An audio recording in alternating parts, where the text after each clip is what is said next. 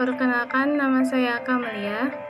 Saya akan menjelaskan beberapa pembelajaran kita yang telah lalu, yaitu 1. Penggunaan kata di. Yang kedua, pembinaan dan pengembangan bahasa Indonesia. Yang ketiga, ragam bahasa Indonesia. Memasuki pembelajaran yang pertama, penggunaan kata di.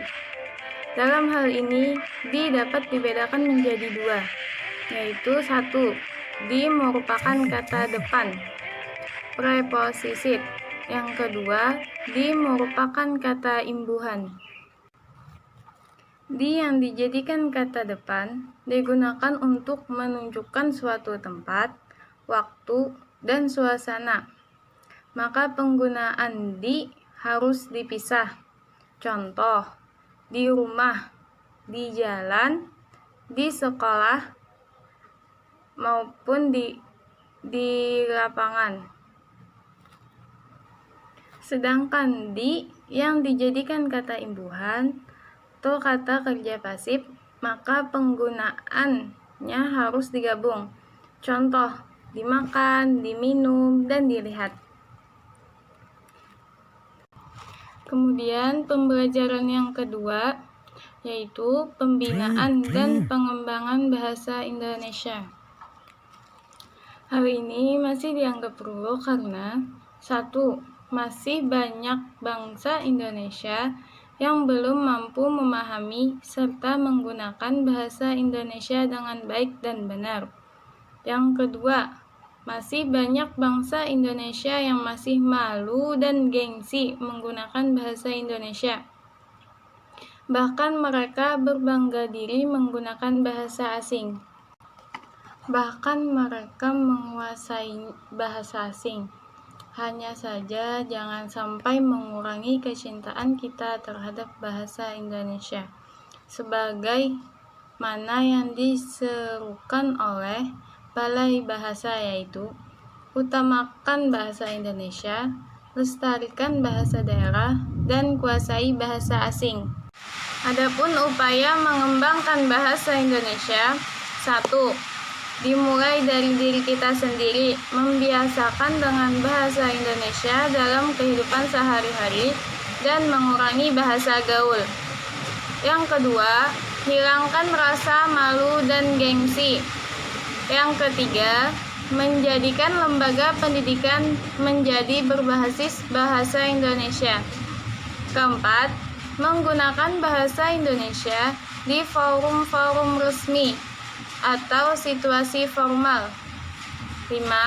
Mengadakan kegiatan atau penyuluhan bahasa Indonesia, dan sering juga kita dengan kata-kata gunakanlah bahasa Indonesia yang baik dan benar. Maksud dari gunakanlah bahasa Indonesia yang baik dan benar ialah baik digunakan sesuai situasi dan kondisi, serta sesuai bersama siapa kita berbicara. Sedangkan benar ialah penggunaan bahasa Indonesia sesuai dengan kaidah bahasa Indonesia. Apabila tidak sesuai dengan situasi dan kondisi, maka bahasa Indonesia itu dianggap benar, tapi tidak baik. Bagaimana jadi seperti itu? Bahasa yang baik yaitu yang sesuai pada tempatnya, kondisi, dan sama siapa kita berbicara. Kemudian, benar sesuai dengan kaidah bahasa itu sendiri. Kemudian, mengenai kedudukan dan fungsi bahasa Indonesia.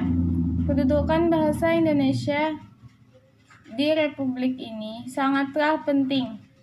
Adapun fungsinya ialah 1. Sebagai lambang kebanggaan bangsa. 2.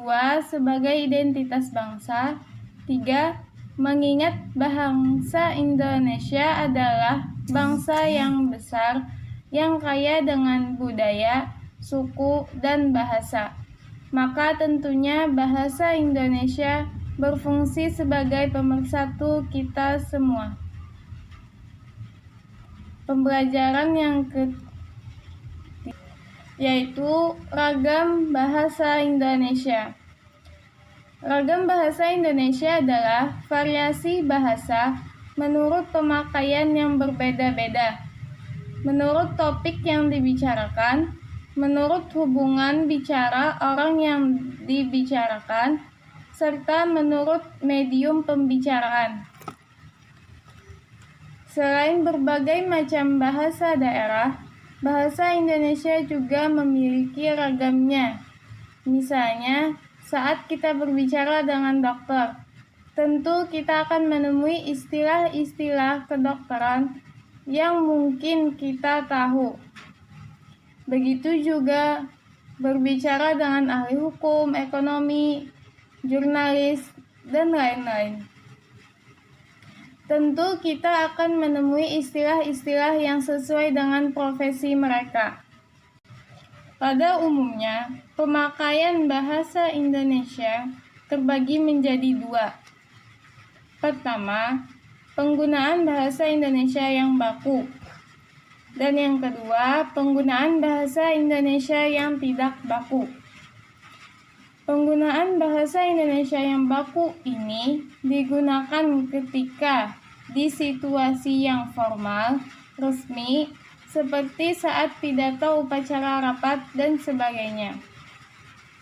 Sedangkan penggunaan bahasa Indonesia yang tidak baku digunakan ketika bersama teman, kehidupan, di rumah, dan sebagainya. Yang jelas, di situasi yang tidak resmi, kemudian ditinjau dari media atau sarana, ragam bahasa Indonesia terdiri dari dua, yaitu lisan dan tulisan. Ragam lisan itu merupakan ragam bahasa yang diungkapkan dari lisan dan terikat oleh ruang dan waktu, sehingga situasi, kondisi, dan pengungkapan dapat membantu pemahaman bahasa lisan. Bahasa lisan ini lebih ekspresif, di mana mimik, intonasi, dan gerak tubuh dapat bercampur jadi satu untuk mendukung komunikasi bersama mitra tutur. Sedangkan ragam tulisan yang pemakaiannya melalui media tulisan dan tidak terikat dengan ruang dan waktu, sehingga diperlukan kelengkapan struktur agar dapat dipahami dengan mudah.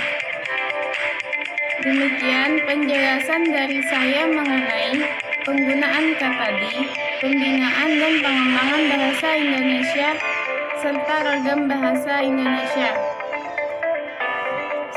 Salah hilaf saya mohon maaf. Wassalamualaikum warahmatullahi wabarakatuh.